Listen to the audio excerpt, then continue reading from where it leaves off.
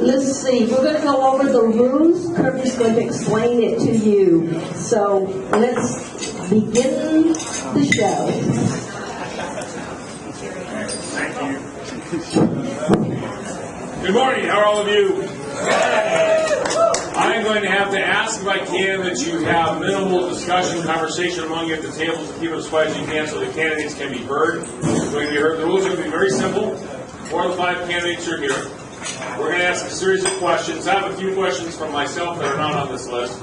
We'll ask them. We're going to start in alphabetical order with Doug Cloud, Bill Driscoll, Ike Eichner, and Jesse Young. And the first question, Doug will answer in order, then we'll go to Bill, and then we'll go to Ike. So everyone will get their chance to be first. We'll rotate through. They'll have 1 minute to answer the questions. Now, who's my timer, my timekeeper?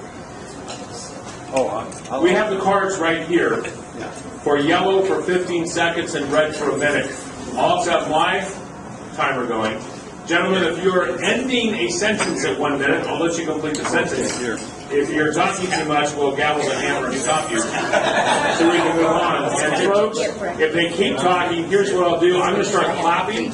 You all stand up and applaud, and then they can't talk anymore. And then it's time to stop. All right? That's the way we have to stop these folks. We have a series of questions.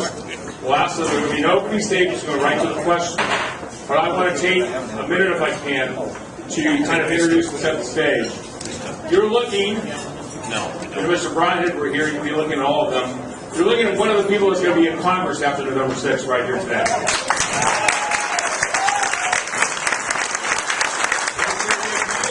Choose that person because this is our year. This is our year, this is our time, this is our hour. Now, they can't win on their own, and I can't win as chairman of your party. I can't win either on my own, but together we can win. And this is really important for all of you to understand that you can't just shift the burden onto somebody like one of these gentlemen up here onto me and say, okay, you go do it. Or one of your club chairmen, or one of the representatives. You can't just say, go do it. We have to do it. Now, on November 7th, you're going to wake up to 1 or 2 headlines.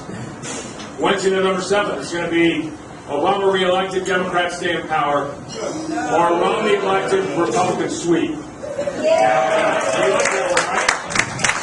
What are you willing to do to make that happen? Everything?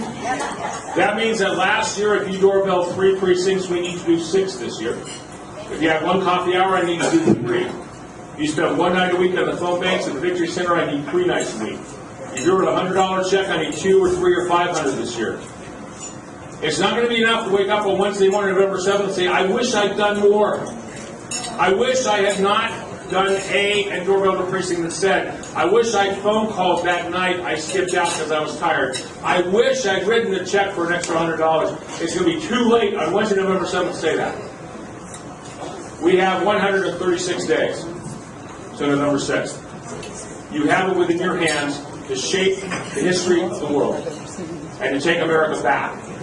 And if it's not enough to do it for you and your wallet and your investments and your business, do it for your kids and your grandkids. America is a very exceptional country. Our president doesn't understand that. I do. Because my grandparents on my mother's side came here from Poland to give their kids a better life. And my mom worked hard to give me a better life. And I've had a great life. And I want my kids to have an even better life, full of more liberty and more privilege and more opportunity than I had. But it stands on the brink of not happening because of debt and large government and the culture that's being undermined by the people in the White House today, and the people in Olympia, and the people in Congress and the state legislature. This is it. We cannot continue down this path. If you think Obama's bad, wait till you re-elect him. There will be no restraints on what he wants to do. He ignores the Constitution now as it is. He will have 4 years to really transform this country, and we'll be powerless to do anything about it. So from the top to the bottom, it's time to clean house. And we can do that this year. We can do that this year. So as you listen to these gentlemen up here, as you hear what they have to say, you decide which one you want to represent you in Congress. Decide 2 things. One, you're going to do everything you can to get one of them elected. Then after the primary, you're going to unite behind the one that wins and get them elected. All right? And give the 6th District to Republican congressman for the first time since 1964. All right?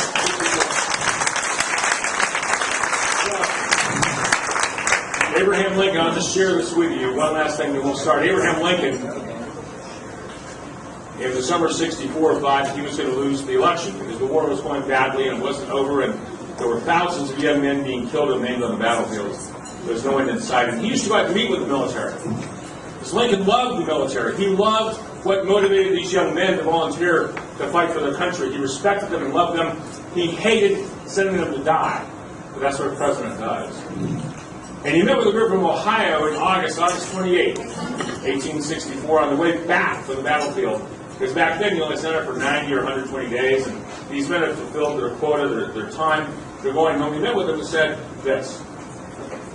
He said, "Gentlemen, a lot of people don't understand what this war is about.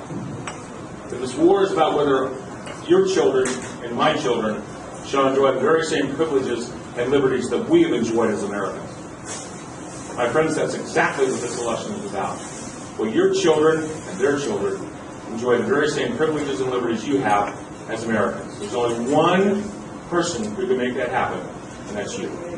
That's all of us together can ensure our kids have a better future. That's what November 6th is all about. So after you hear these guys, decide which one you want to support. I'm sure they can have you out doorbelling this afternoon. And then we have 136 days.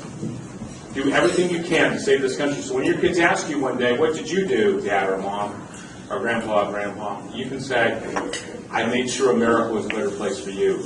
Not, I was too busy to give you what I have." We have to have the right answer for our kids. Because if it all goes to pot, one day they will ask. We're going to make sure we said we did everything we could to give you a better America. Gentlemen, you ready? Yes, sir. Yes, sir. Mr. Cloud, and then we'll go to Mr. Driscoll, Mr. Eichner, and then first question. Do you support a constitutional amendment requiring a balanced budget and how would you do it? You have 1 minute. Yes, I do. And how would I accomplish it? I would illustrate the reason. Turn on the light. I can't do it back Oh, it's there. not on. Okay. Thanks, Dick. Yes, I do support a constitutional amendment. Unfortunately, we are in a situation now where we have no control over the federal budget. The Congress is just drunk with power. They've taken your savings, the fruit of your labor, your efforts, and transferred them to themselves. And they'll continue to do that until we put real restrictions upon them. Balanced budgets work. They work at the state level, they work at the county level, they work everywhere. They work at the household level. We do have to get control of this budget once and for all, or we will drown in a sea of socialism, which of course seems to be the intention.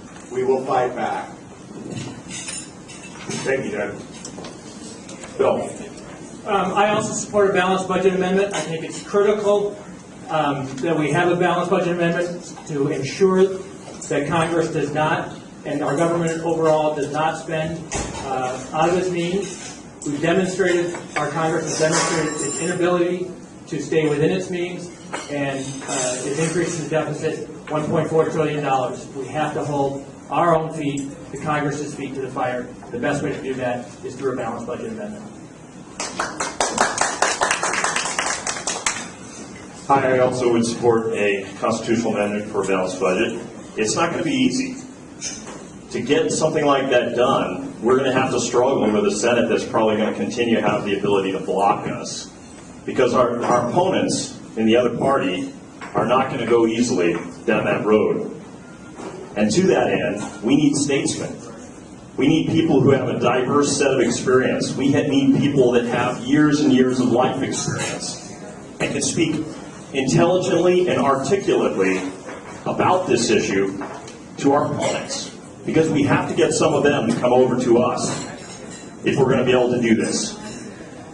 And so I would beg and I would say that someone with life experience, someone with diverse experience in engineering, accounting, and technology would be someone that can articulate that message on the air and convince people like Ronald Reagan used to do what the right thing to do is.